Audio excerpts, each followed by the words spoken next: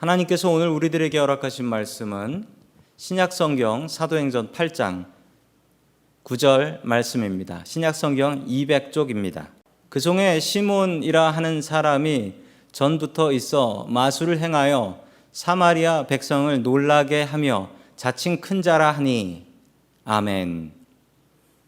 하나님께서 우리와 함께 하시며 말씀 주심을 감사드립니다. 아멘. 우리 옆에 계신 가족들과 한번 인사하시죠. 반갑습니다. 반갑습니다. 인사 한번 해주시고요.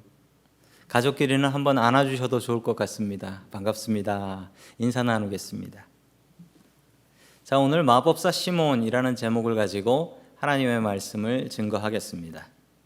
제가 중학교 때였는데요. 중학교 때 이스라엘에서 초능력자 한 분이 오셨습니다. 이름하여 유리겔라라는 분이셨습니다. 유리겔라라는 분은 제가 중학교 때 왔던 분인데요. 이분은 참 대단했습니다. 이분은 손도 대지 않고 숟가락을 휘었던 분이고요.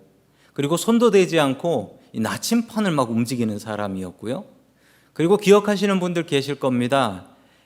고장난 시계 가지고 와서 그 앞에서 움직여라고 소리 질러가지고 이 시계가 움직이기도 했습니다. 그래서 시계가 움직인 집은 방송국으로 전화해서 시계가 갑니다. 고장난 시계 고쳐졌습니다. 라고 이야기했던 기억이 있습니다. 그런데 알고 보니 이게 다 사기였더라고요. 나침판이 움직였던 것은 이분이 이빨 뒤에다가 자석을 몰래 숨겨놔가지고요. 그 자석이 가까이 가면 움직였던 것이었다고 하고요. 시계는 고장난 걸 잠시 흔들면 움직였다가 조금 있으면 또 다시 고장이 났다라고 합니다. 세상에는 이런 마술사들이 있습니다. 마술사들은 재미로 사람들에게 마술을 하는 사람도 있고, 어떤 사람들은 다른 사람에게 사기를 치기 위해서 마술을 하는 사람도 있습니다. 제가 어릴 적에는 부흥회를 가면 목사님들 중에도 이런 마술을 하시는 분들이 계셨습니다. 그래서 설교하다 말고 이렇게 마술을 하시면요, 교인들이 그거 보고 아멘, 아멘 하면서 은혜도 받기도 했었습니다. 오늘 성경 말씀에 보면 시몬이라는 마술사가 나오는데요. 이 마술사는 어떤 마술을 베푸는 사람이었을까요? 첫 번째, 하나님께서 우리들에게 주시는 말씀은 어려울수록 믿음을 의지하라 라는 말씀입니다. 스데반의 순교로 예루살렘 교회의 박해가 시작되었습니다. 사도들은 목숨 걸고 예루살렘 교회를 남아서 지켰지만 교인들은 살기 위해서 다른 곳으로 도망가게 하였습니다. 도망친 이들은 그 옆 동네인 유대라는 동네를 갔고, 그리고 북쪽에 있었던 동네였던 사마리아라는 곳까지 올라갔습니다. 빌립 집사는 사마리아에서 복음을 증거한 사람으로 유명했는데 그곳에서 많은 기적을 베풀었습니다. 그 기적을 베푼 모습이 사도행전 8장 7절에 나타나 있습니다. 우리 같이 읽습니다. 시작. 그것은 귀신 들린 많은 사람에게서 악한 귀신들이 큰 소리를 지르면서 나갔고, 많은 중풍병 환자와 지체 장애인이 고침을 받았기 때문이다. 아멘. 귀신을 쫓고 중풍병자를 고치고 장애인이 고침을 받았습니다. 사마리아 성에는 기쁨의 환성이 가득했고, 그리고 빌립을 기뻐하며 환영했습니다. 그런데 이것을 이상하게 바라보던 사람이 있었습니다. 바로 오늘 나오는 시몬이라는 마법사였습니다. 자, 계속해서 9절의 말씀을 같이 읽습니다. 시작. 그 성에 시몬이라는 사람이 있었는데 그는 마술을 부려서 사마리아 사람들을 놀라게 하며 스스로 큰 인물인 채 하는 사람이었다. 아멘. 시몬이라는 사람이 있었는데 이 사람은 마법사였다고 합니다. 다른 사람을 속이고 그래서 다른 사람한테 인정받고 살아가는 그런 사람이었습니다. 자기만 그렇게 생각한 것 같지가 않습니다. 기록에 의하면 사마리아 사람들은 AD 150년, 기원 후 150년까지 이 시몬이라는 사람을 사마리아 최고의 신과 같은 사람이었다라고 존경하며 따랐다라고 합니다. 이 사람이 죽은 후까지 말이죠. 이 사람에게는 다른 이름이 있는데 시몬 마구스라는 이름이 있습니다. 혹은 시몬 더 솔서라는 마법사라는 이름이지요. 이 사람은 유명한 이단이었습니다. 시몬의 이야기는 여기 한 번 나오지만 이 이야기는 여기서 그냥 끝나지 않고요. 초대교회를 계속해서 괴롭히는 영지주의라는 이단으로 거듭나게 되는 것입니다. 자, 영지주의란 어떤 것일까요? 영지주의는 크게 두 가지 주장을 하고 있습니다. 영적인 지식이 필요한데 그 지식을 알아야만 구원을 받을 수 있다라는 사실입니다. 무엇을 알아야 구원받는다라는 것은 큰 문제가 있는 이야기입니다. 무엇을 알아야 구원받는다면 성도 여러분, 공부를 많이 해야지 구원을 받는다라는 것입니다. 머리가 좋아야지 구원을 받을 수 있다라는 것이죠. 그러면 머리 나쁘고 공부 못하는 사람은 구원도 받지 못하겠습니까? 전혀 그렇지 않습니다. 구원은 지식으로 받는 것이 아니라 믿음으로 받는 것입니다. 치매에 걸린 할머니가 한 분 계셨습니다. 평생 자기 친한 친구가 있었는데 그 할머니도 치매에 걸리셔서 두 할머니는 양로원에 들어가셨습니다. 양로원에서 치매에 가장 좋다는 약을 두 분이 같이 복용하셨는데 그 치매에 가장 좋다는 약은 바로 고스톱이었습니다. 고스톱을 같이 치면서 치매를 이겨보려고 했던 것이죠. 다른 날처럼 두 분은 고스톱을 치고 있었습니다. 그런데 한 할머니가 이렇게 이야기하는 것입니다. 정말 미안한데 내가 자네하고 평생 친구 아닌가 오해하지 말고 듣게. 내가 자네 이름이 기억이 안 나. 자네 이름 좀 다시 알려주면 안 되겠나? 이 얘기를 들은 할머니는 깜짝 놀랐습니다. 깜짝 놀라면서 당황하며 이렇게 얘기했습니다. 그거 내일까지 내가 연구해서 알려주면 안 되겠나? 나도 내 이름이 기억나지 않아. 라고 했다고 합니다. 기억을 잊어 나아가는 것은 아마 우리들의 모습인 것 같습니다. 제가 어느 권사님을 알고 있는데요. 그 권사님은 평생 동안 예수님을 위해서만 살았던 분이셨습니다. 그런데 이분에게도 치매가 왔습니다. 치매가 와서 모든 기억을 잊어버리고 심지어 자기 자식들도 얼굴을 못 알아봤어요. 제가 신방을 가서 예배를 드리는데 설교 중에 이렇게 말씀하십니다. 그런데 예수가 누구야? 제가 그 얘기를 듣고 얼마나 놀랐는지 모릅니다. 그분은 평생 예수님을 위해서 사셨는데 그의 기억이 모두 다 지워져서 그런데 예수가 누구야? 제 마음이 너무 아팠어요. 여러분, 영지주의에서 이야기하자면 이분은 구원 못 받는 거예요. 그렇게 중요한 지식을 잊어버렸으니까. 여러분, 그게 그렇게 될까요? 아닙니다. 그분은 병에 걸려 있는 것이지요. 우리의 기억이 어떻게 우리의 구원을 좌우하겠습니까? 믿음으로 구원받습니다. 주님께서는 우리에게 분명히 말씀하십니다. 믿음으로 구원받습니다. 두 번째, 이 영지주의에는 문제점이 있는데요. 그 문제점은 영과 육을 철저히 구별하는데 영은 선하고 육은 악하다라는 생각입니다. 이것도 잘못된 생각입니다. 성경에도 나옵니다. 영 중에도 악한 영이 있어요. 육 중에도 선한 육이 있습니다. 주님의 일을 하는 우리들의 몸은 그것은 선한 몸입니다. 우리가 영을 선하다, 육을 악하다라고 이야기할 수 없습니다. 선한 것이 선하고 악한 것이 악한 것입니다. 이 영지주의는 한국의 구원파라는 이름으로 지금도 남아있지요. 세월호 때 큰 사고를 쳤던 그런 사람들입니다. 구원받은 날짜와 시간을 기억해야만 구원받는다라고 전도를 진짜 그렇게 하고 다녀요. 아니, 내가 구원을 받았어도 머리가 나빠서 치매가 걸려서 나의 구원받은 시간과 나를 기억하지 못하면 저는 구원받지 못하는 것입니까? 그것은 말도 안 되는 이야기입니다. 우리 계속해서 사도행전 8장 13절의 말씀을 같이 봅니다. 시작. 시몬도 믿게 되었고 세례를 받은 뒤에 항상 빌립을 따라다녔는데 그는 빌립이 표징과 큰 기적을 잇따라 행하는 것을 보면서 놀랐다. 아멘. 시몬은 믿음도 없이 빌립을 따라다녔습니다. 게다가 믿음도 없이 세례도 받았습니다. 시몬이 빌립을 따라다닌 이유는 따라다니면서 저 사람이 어떻게 마술을 부리나 보자. 나도 좀 배워야지. 그래서 세례까지 받고 빌립 집사를 따라다녔던 것입니다. 여러분, 이렇게 시몬처럼 교회를 다니시면서도 믿음 없이 다닐 수 있습니다. 뭔가 더 많이 배우고 내 머리를 채우려고 교회를 다닐 수도 있습니다. 그렇지만 그것은 분명히 잘못된 믿음 생활입니다. 여러분, 우리는 믿음을 위해서 교회에 나오고 믿음을 위해서 우리 예수님을 믿습니다. 성도 여러분들, 오직 예수님을 믿는 믿음을 내 마음속에 채워나갈 수 있기를 축원합니다. 아멘.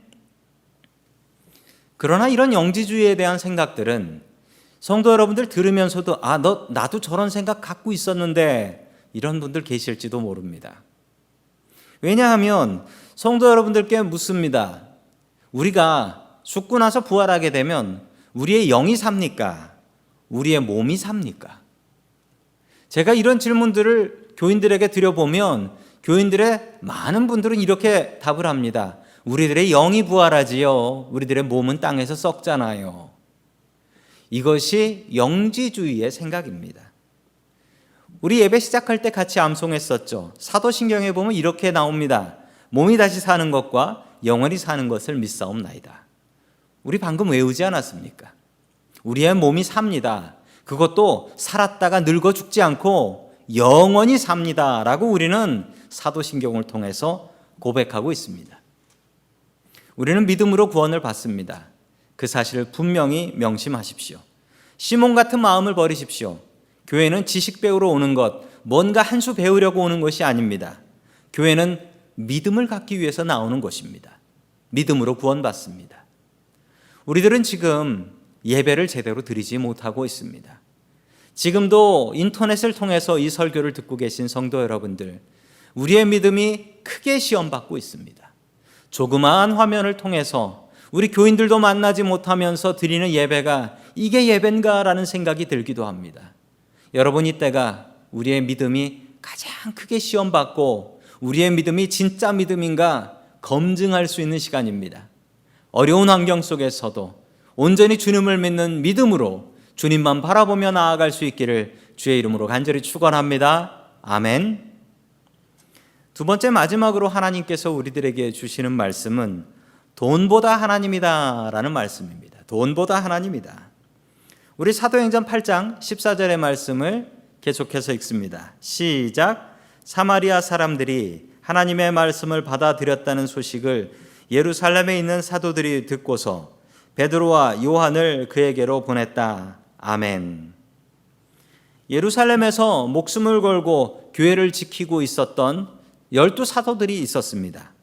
그 중에 베드로와 요한이 사마리아 선교에 대한 선교 보고를 듣게 됩니다. 그리고 그들에게 무엇이 문제가 있다라는 것을 알게 되지요. 기적은 일어나는데 그들에게 성령의 충만함이 없었던 것입니다.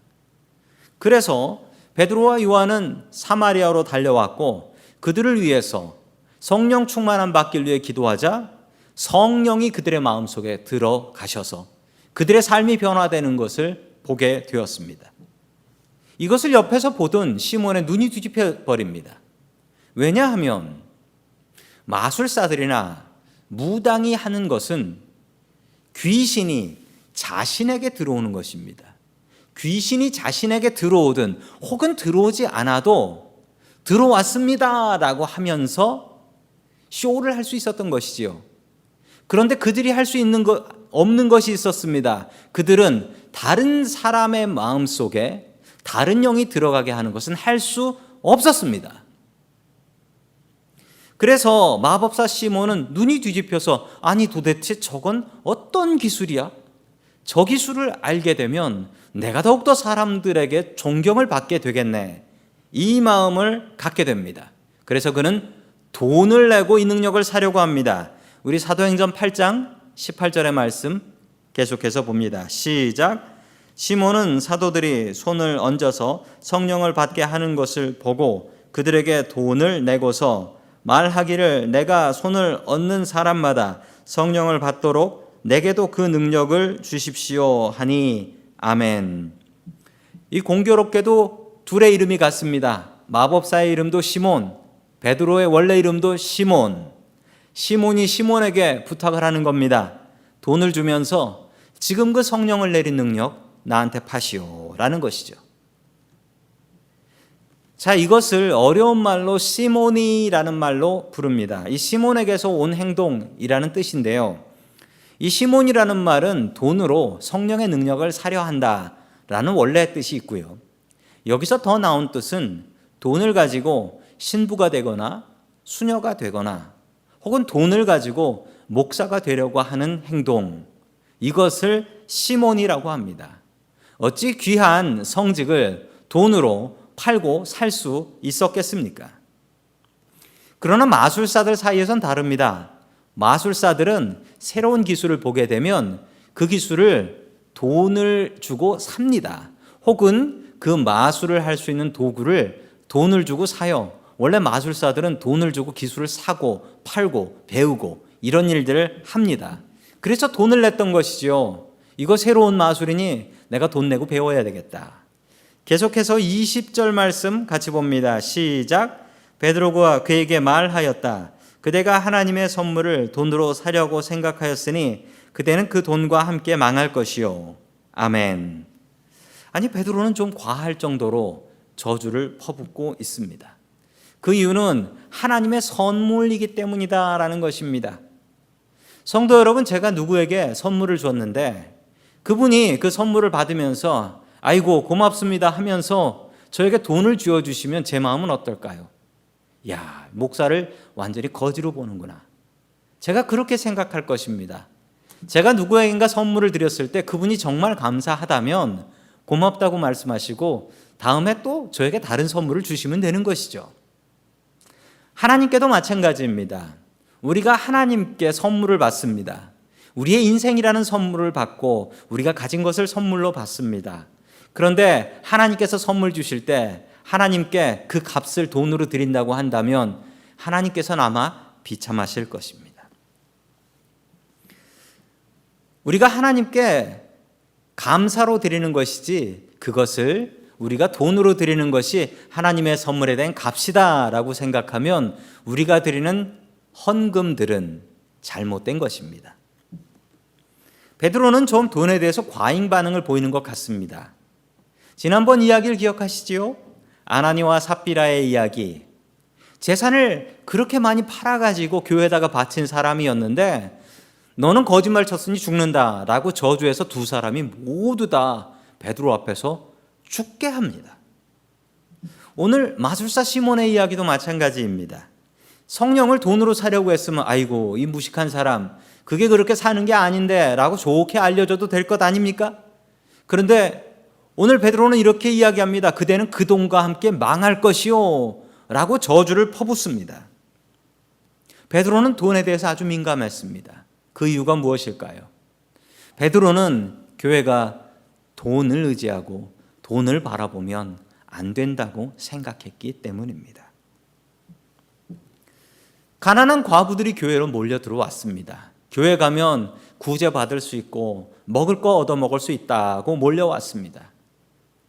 이 모습을 돈으로 생각한다면 어떻게 할까요? 아이고 헌금도 안 하는 과부들이 교회로 몰려왔네. 저 과부들 몰려와서 교회 재정 어떡하나. 이 생각 들면 이게 교회가 아니잖아요.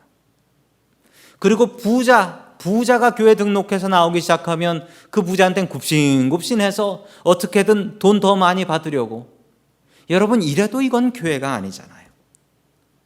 부자가 오든 가난한 사람이 오든 그 사람의 영혼은 딱 하나입니다.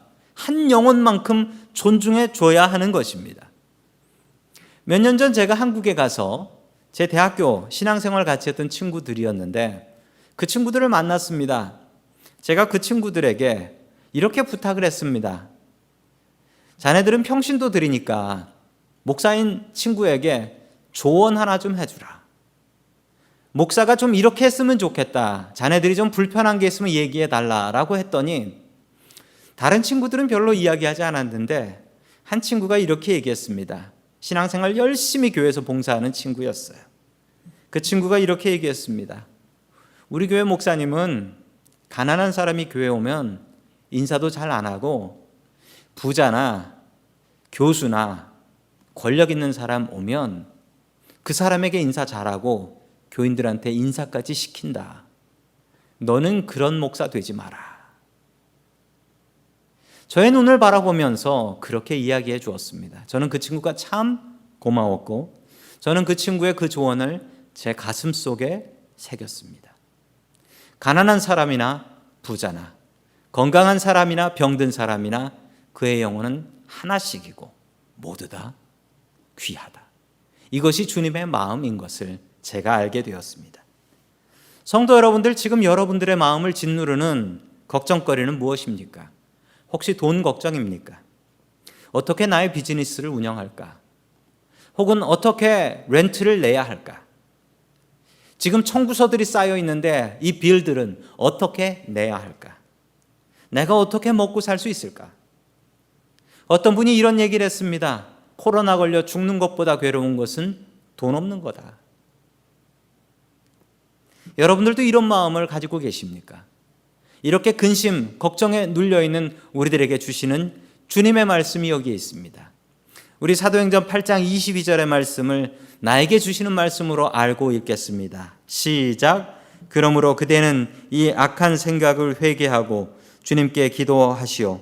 그러면 행여나 그대는 그대 마음속에 나쁜 생각을 용서받을 수 있을지도 모르오. 아멘. 우리에게 주시는 주님의 말씀입니다. 우리 속에 가지고 있는 돈에 대한 나쁜 생각을 내려놓으십시오. 하나님과 돈 중에 나는 돈을 선택할 거야 라는 가룟 유다와 같은 마음을 내려놓으십시오. 우리는 돈 없이 살아도 하나님 없이는 못 삽니다. 베드로는 분명히 이것을 알고 있었기 때문에 돈을 준다고 해도 그 돈에 눈도 깜짝하지 않았고 가난한 사람을 자신의 가족처럼 도우면서 살아갈 수 있었던 것입니다. 돈으로 세워진 교회는 돈으로 망합니다. 돈으로 세워진 가정은 또한 돈으로 망합니다. 정말 어려운 말씀이에요. 그렇지만 이 말씀 나에게 주시는 말씀으로 받으시기 소망합니다. 우리 잠시 전에 찬양 불렀잖아요. 내 모든 형편 아시는 분이 주님이시라고. 우리 그분을 의지하며 나아가겠습니다. 이 어려운 시절 우리에게 필요한 것은 믿음입니다. 주님을 온전히 믿고 의지하는 그 믿음으로 승리하는 저와 성도 여러분들 될 수 있기를 주의 이름으로 간절히 축원합니다. 아멘. 다 함께 기도하겠습니다.